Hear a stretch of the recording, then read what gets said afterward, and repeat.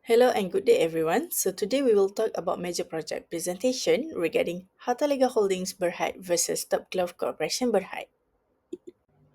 For today's presenter are including Hayati Zamri, Kuganeshwari, Ilya Maisara, and also Fatin Atira. Hello, madam. My name is Kugneshwari Kumar, and today I'm going to talk about the table of content for this slide. So, firstly is introduction. Second is objective. Third is company's profile, which is we will discuss about the Hartalega Holdings India and Berhad and also Top Gloves Corporations India and Berhad. Risk and return. We will discuss about the concept of risk and return, definition of risk, measuring risk, type of risk, definition of return, measurement of return, types of return, and also risk and return relationship. And then for data analysis, and then investor perspective, and then lastly conclusion. Let me briefly explain the introduction for Hartalega Holdings Sendirian Berhad and also Top Glove Sendirian Berhad. This particular industry occupies a crucial position within the global marketplace, with Malaysia asserting a remarkable 63% share on an international scale. A select cohort of Malaysian glove manufacturers generates an approximate annual revenue of RM 18 billion from glove production, indicating that over half of the gloves manufactured globally are produced within the Malaysia. Over half of the global gloves are produced in Malaysia, with two major players dominating the market, which are Top Glove Corporations in Berhad and also Hartalega Holdings in Berhad. Top Glove has a substantial asset base, but its debt financing contributes to a high gearing ratio. Hartalega has a lower gearing ratio of 15%. Top Glove has a large production capacity within an annual output of 64 billion gloves, surpassing Hartalega's 36 billion. Despite their large size and production capabilities, Top Glove and Hartalega have a different financial ratios, with Top Glove generating RM 0.89 in sales of for every RM1 of assets and Hartalega achieving RM 0.96 in sales for RM1 of assets. Objective for this project is to enhance the analytical and creativity skills to analyze financial statement. Second is to develop the student understanding on Malaysia capital market and share market trading. Third is to help the students to enhance their analytical and creativity skills in problem solving. Hi, my name is Ilya Maisara. So I will present about the HARTALEGA company profile. So the HARTALEGA name is company is HARTALEGA Holdings Berhad and founded is on 1988. The headquarters, the HARTALEGA company is in Kuala Lumpur, Malaysia. So the industry is focusing on manufacturing and also healthcare. So the primary products of HARTALEGA company is focusing on a nitrile glove, latex glove, and also other medical examination glove. So the business segments is the Hartalega is the primarily engaged in manufacturing and also the distribution of natural and also latex gloves, and also known for being for the first company to introduce the very lightweight nitrile gloves and also setting industry standards. So, HARTALEGA company actually supplies to over 70 countries globally, including North America, Europe, Asia, and also South America. So, the financial performance is the consistently strong financial performance with a significant market share in the global glove industry, and also the HARTALEGA company is listed on the Bursa Malaysia under the ticker symbols of HARTA. Moving on to the key achievement of the HARTALEGA company. So, HARTALEGA company is one of the world's largest and the most recognized producers of the nitrile glove, and it focuses on the suitability practices, including waste management, water conservation, and also energy efficiency. So for the corporate social responsibility CSR of HARTALEGA company, the investment in a green technology and also environmentally friendly manufacturing process is also active in community service, health, and also educational initiative, particularly in Malaysia. So the strategic visions of the HARTALEGA company is actually to expanding the production's capacity to meet the global demand while maintaining the product quality and also innovations, and commitment to reducing environmental impact and also enhancing corporate social responsibility efforts. Moving on to the next company, which is the Top Glove Company profile. And so the name of the Top Glove Company is actually Top Glove Corporation Berhad. It's founded in 1991. The headquarters in Shah Alam, Selangor, Malaysia. And Top Glove is focusing on manufacturing and also healthcare. So the primary products of Top Glove Company is actually nitrile glove, latex glove, video glove, surgical glove, and also other medicals and non-medical glove. Moving on to the business segment, we know that Top Glove is actually specialized in the manufacturing and also distributions of various type of glove, including medical, household, and also industrial glove. So besides glove, actually, the company also provides the face masks, dental dams, and also condoms. So Top Glove Company actually supplies to over 199 countries worldwide, with a major markets in North America, Europe, Asia, and also Latin America. So Top Glove Company operations is the world largest manufacturer of glove, with an annual production capacity exceeding 100 billion glove. So it operates over 50 factories with more than 800 productions lines across the Malaysia, Thailand, China, and also Vietnam. So the technology innovation is to invest heavily in automations and also research and development to enhance the production's efficiency and also the quality of product. Moving on to the key achievement of Top Glove Company, which is the Top Glove is recognized as the world largest glove manufacturer by volume, actually holding a dominant position in the market for now. And Top Glove Company also received numerous reward for quality, corporate governance, and also sustainability, including the prestigious Forbes Asia's 200 Best Under a Billion. So the corporate social responsibility CSR for Top Glove Company, which is implement sustainability practices including water and also energy conservation, waste management, and also the use of renewable energy. So Top Glove Company actually focuses on the worker welfare, health, and also the safety, although it has faced scrutiny in and criticism over the labour practices, which the company has addressed with the reforms. So Top Glove Company also involved in a various charitable activities, including healthcare, education, and also the disaster relief efforts. So the strategic visions for Top Glove Company is aggressively expanding its production capacity to meet the global demand and also to maintain its leadership positions, and strengthening the vertical integration by acquiring raw material suppliers, and expanding into a new product lines. Next is about risk and return. Hi, my name is Ilya Maisara. So I will explain about the concept of risk and return. So the concept of risk and return pertains to the potential financial loss or gain that may arise from investing in securities. So as an investor's profits, it commonly known as their return on investment, which is ROI. On the other hand, risk refers to the probability or the potential that the investment will experience financially loss.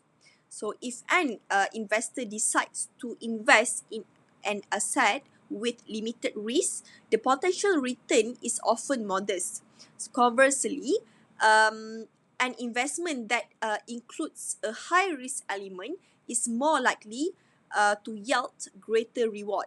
So what actually the risk? So risk actually is a condition in which there is a possibility of an adverse deviation from desired outcome that is accepted or hoped for. While what is written definitions? Written is usually presented as a percentage relative to the original investment over a given time period. Now, let me briefly explain the measurement of risk and return. Before I explain about the measurement of risk and return, let me explain what is the variance, standard deviation, and also coefficients of variance. Variance is the difference between planned and actual numbers, both expenses and revenue. And then the sum of all variances given a picture of the overall performance for a reporting period. And then second is standard deviation is the statistical measurement of how far a variable such as an investment return moves above or below its average mean return. And then third is coefficient of variation allows investors to determine how much volatility or risk is assumed in comparison to the amount of return expected from the investment. So now let me explain the measurement of risk and return. For the risk, for variance, the formula can be a standard deviation equals to the square root of the variance. And then for standard deviation will be like the formula will be like this.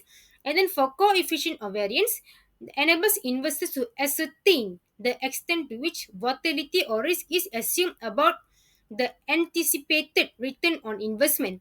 And then now let me go to the return.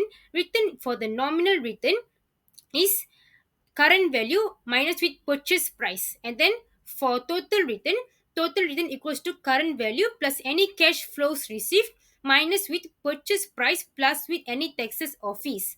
And then for real return, 1 plus nominal or total of return, and then divide by 1 plus inflation rate minus with 1. Hi, my name is Nurul Fatinatira. So now I will be explaining about the types of risk. So basically, there are two types of risk, which are systematic risk and also unsystematic risk. So systematic risk refers to the potential threats that can impact an entire economic market or a substantial section to it. So the dangers referred to are the potential risk of losing assets due to macroeconomic or political factors that have an impact on the overall performance of the market. So there are various forms of systematic risk. So first is political risk. It is mostly caused by a political instability in a country or a region. So for instance, in the event of a country engaging in warfare, the companies doing operations within that country are considered to be insecure and hence pose a significant risk. So the second is market risk, which is the results of investors' tendency to align their actions with the overall movement of the market. So essentially, it refers to the tendency of security values to move in the same direction. Third is exchange rate risk. So it refers to the potential for financial loss due to the uncertainty surrounding changes in the value of currency.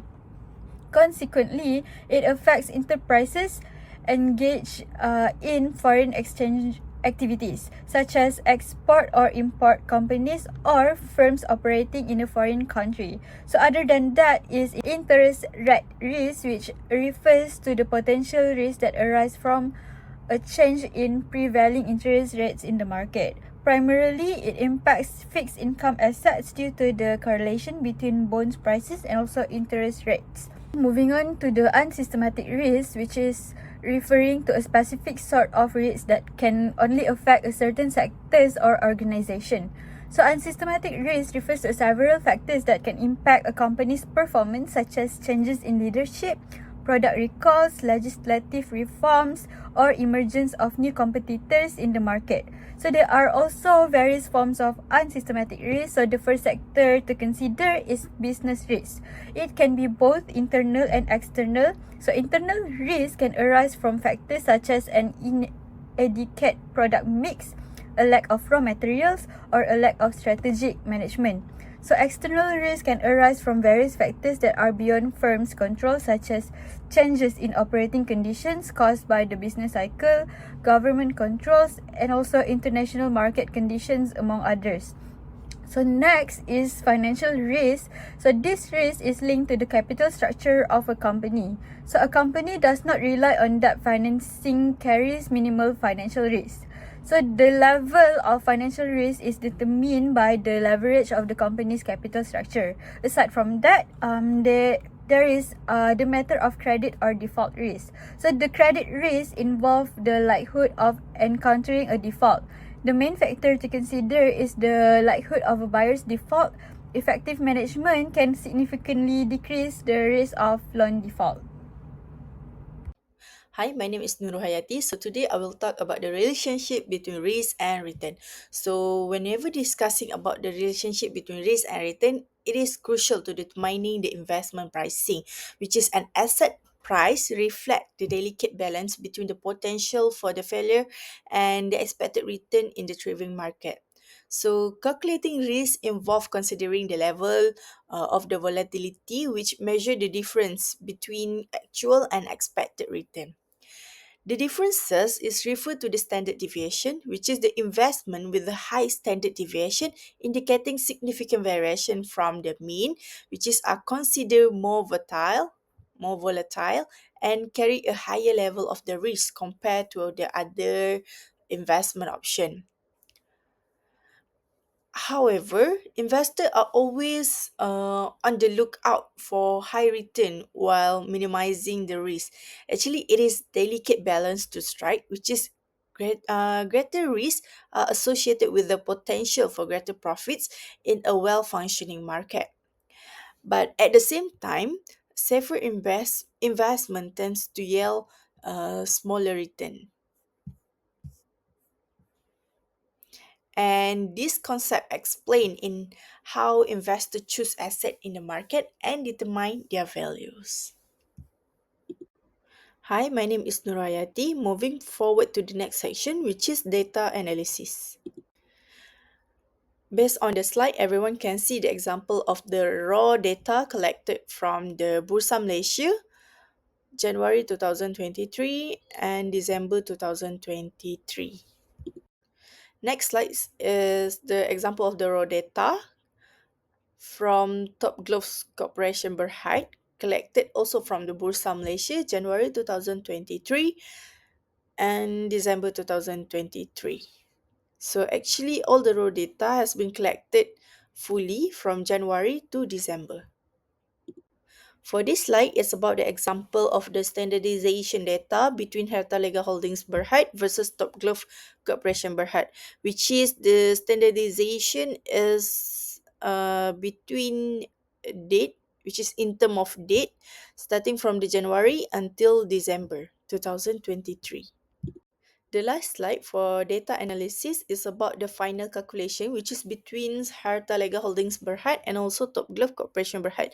So at the end of the calculation, we can see the total, the expected return, variance, standard deviation, and also coefficient of variance, which is the expected return of Hartalega Holdings. We can see it's about 0.002512 while the variance is about 0.001079. For the standard deviation is about 0.03286 and the coefficient of variance is about 12.52%. For the top glove corporation, we can see also same, which is the total, the expected return, variance, standard deviation, and also coefficient of variance, which is the expected return for top gloves corporation is about 0.000725. For the variance is about 0.001164. For the standard deviation is about 0.03413 and the coefficient of variance is about 12.06%. Hi, my name is Nur Hayati. Next, I will talk about the comparison between Hartalega Holdings Berhad versus Top Glove Corporation Berhad. So, in this slide, I will explain about four major things, which is asset and annual capacity, revenue and profitability, balance sheet strength, and also dividend valuation and trend. So what's make both of the company is different? First is in terms of asset and annual capacity. For this part, Top Glove Corporation Berhad has asset about 5.7 billion and charge out about 64 billion pieces of glove per year, while HARTALEGA Holdings Berhad have about 2.9 asset value and clock a capacity of 36 billion pieces of glove. Next, in terms of revenue and profitability, HARTALEGA is the winner because it can have about 0.96 cent worth of sale for every 1 ringgit asset and gains profit about 561 million. While for the Top Glove Corporation, it achieved about 89 worth of sale for every 1 ringgit asset and gains the profit around 495 million. For balancing sheet strength, HARTALEGA managed to expand the operation by invest that they made in the National Glove Complex, which is NGC, which the HARTALEGA Holdings Berhad constructed a state of the art glove manufacturing factory in Sepang. While Top Glove Corporation Berhad, it increased the capacity size and grew by the acquisition of smaller glove company, which it will take which they take loan and borrowing on top of the cash for the further fund to grow their company. The last point is about the dividend valuation and trade, which is both of the company are consistent to pay for the dividend to the shareholders. But in terms of price earning ratio, HARTALEGA is the winner because it achieved the target, which is about 44 price earning ratio. Compared to Top Glove, it is only about 31. Hi, my name is Nurayati. Next, I will talk about the investor perspective. So, in my opinion, as an investor, based on the data analysis and the comparison between both company, HARTALEGA and also Top Glove, the recommended investment company is HARTALEGA. Of course, I will choose HARTALEGA Holdings Berhad. It is because HARTALEGA Holdings Berhad has a higher expected return, which is 0.002512878, but having a low standard deviation, that is 3.26%, where actually it is more stable compared to the Top Glove Corporation Berhad, which is it has about 0.000727578 expected return, but having a higher standard deviation of 3.41%, which is it may tends to be riskier and more volatile. Hi, my name is Fatina Tira. I will be explaining about the conclusion and also the recommendation. So in conclusion, we are able to produce the data analysis between HARTALEGA and Top Glove. It has provided valuable insight into their market share by financial performance and also overall competitiveness. By examining the realized, expected and required returns, we have gained a clearer understanding of the risk and reward associated with each company. While both HARTALEGA and Top Glove are industrial leaders in Malaysia glove manufacturing sector, HARTALEGA stands out more due to its strong financial performance, focusing on innovation and also lower gearing ratio. Top Glove, although larger in scale, faces challenges with higher debt levels and liquidity management. HARTALEGA emphasized on sustainability and profitability makes it more resilient and potentially better long-term investment. Moving on, so there are also some suggestions for improvement that can be implemented by Top Glove Company. So firstly, to encourage investors, Top Glove should pay more attention to the issue of increasing the company's gearing ratio by working out the methods of necessary reduction of the debt by utilizing the principles of paying off debt and financial leasing. This would increase its solvency and decrease risk which is inherent in high levels of debt.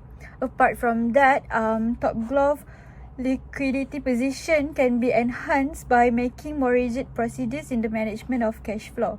This may involve, for example, asking for a longer credit from the suppliers or using better ways of handling stocks in order to create some cash. The last improvement that can be done by Top Glove company is to make hedging activities with the aim of controlling the risk associated with the fluctuation of the currency and interest rates that can affect Top Glove's financial performance. It might be useful to create staff particularly for the administration of financial risk management. Moving on to the recommendations that can be done by the HARTALEGA company, the following points have to be noted. So firstly, HARTALEGA could try to optimize its capital structure by increasing the proportion of equity and debt. This can involve analyzing possibilities of selling new equity to finance expansion plans without having to heavily leverage on credit. Second, while HARTALEGA's efficiency is at a very good level, the further investment in the production capability might expand the market share of the firm, particularly in the new developing countries. Lastly, HARTALEGA might further expand its product portfolio that could consist of more focused glove or other healthcare-related products that would lower the dependencies on the core business profit and also improve the revenues. So that would be all for the recommendations.